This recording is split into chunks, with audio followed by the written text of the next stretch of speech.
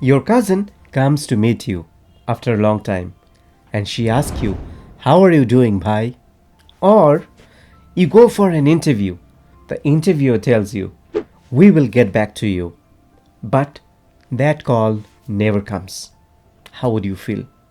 Well, I will tell you, it feels very bad. It feels odd. Your confidence level drops because I faced many such challenges. During my college days, I used to focus more on my academic books, my college books. I never used to read blogs or posts or articles or even newspapers. I didn't have time. In that process, I never developed my English. Yes, I was able to understand English, but when it comes to speaking in English, I was almost zero. I remember one incident which changed everything for me. I have a friend, school friend, her name is Urmi.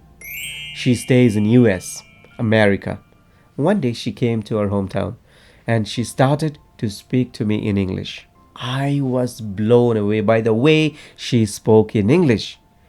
Her accent, her smile, the way she used to talk in English made me feel very upset because I was zero. I was just listening to her, what she was saying, but I was unable to reply to her. That day, I promised that I have to shape my English. I have to become fluent in English like my friend. And that's how my journey began. So I'm going to share my journey step by step. And in this process, you can also improve your fluency. So please watch this video till the end. But before we start, I have a question. The question is that why do you want to become fluent in English? Let me know in the comment. Now, the first point towards my English learning journey is that I realized the cost of poor English. Let me tell you, I did my MBA from Manipal University. The first day when I got admission in the college, I experienced something very different, very unique. All around, inside the campus, students used to speak in English. They were so comfortable speaking in English. But for me, the situation was totally different. I used to hide from others. Believe me, whenever someone used to ask me, "Hey, what's up? How are you?" I used to think 4 or 5 times before answering. That day I realized in India, English is not just a language. It is a ticket to confidence, career growth, and also respect. So one day, my room partner, hostel room partner, he told me, "Start speaking slowly." I said, "Okay, let's do this. Let's try this." But the challenge came whenever I used to speak, my mind used to freeze. I hardly can communicate. That's where my second lesson came in, building the habit. I knew very well that if I'm consistent, if I'm focused, I will be able to become fluent in 2 to 3 months' time. But I never tried in the past. But now I have to do this because I am in a place where everyone speaks English so comfortably.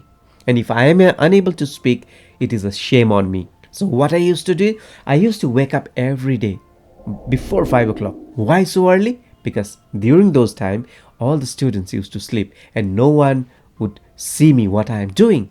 I used to stand in front of the mirror and speak in English. Or maybe I used to go out for a morning walk, and in that process of walking, I used to speak all alone. Slowly, I started developing my English fluency. But speaking alone wasn't enough. I was sounding more like a robot. "Hi, how are you? I'm fine. Today I had my breakfast. The breakfast was good." I was sounding just like a robot.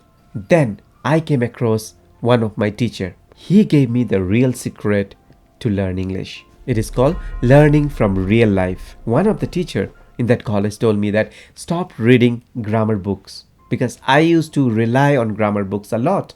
Instead, he asked me to listen more and read more books. So I started listening to more and more audios, more and more videos, and I started developing the habit of reading books as well. In this process, I understood that if you are good in English, you will not say, "I am going to the market." Rather, you will say, "Gonna go to the market." Also, if you're good in English, you will not say, "Hello, how are you doing?" You will simply say, "Hey, what's up?" So all these things I started learning. and I started speaking at the same time. Very soon, I developed the habit of reading books. Still, till today, I read books. Recently, I'm reading this book, which is called The Power of Subconscious Mind, a wonderful book. If you want to improve your English, if you want to develop your mindset, read this book. I'll give the link in the description. Now, coming back to my English journey, I was in the process of developing English, but there was a big obstacle on my way.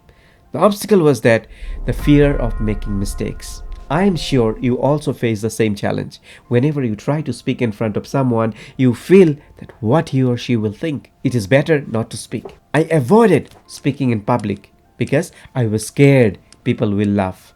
Yes, many people did. Many of my friends, they used to laugh at me, but I didn't stop. I promised myself, and I have to keep that promise in 3 months' time. I have to become fluent in English. So I continued my journey. Suddenly, one day, what happened?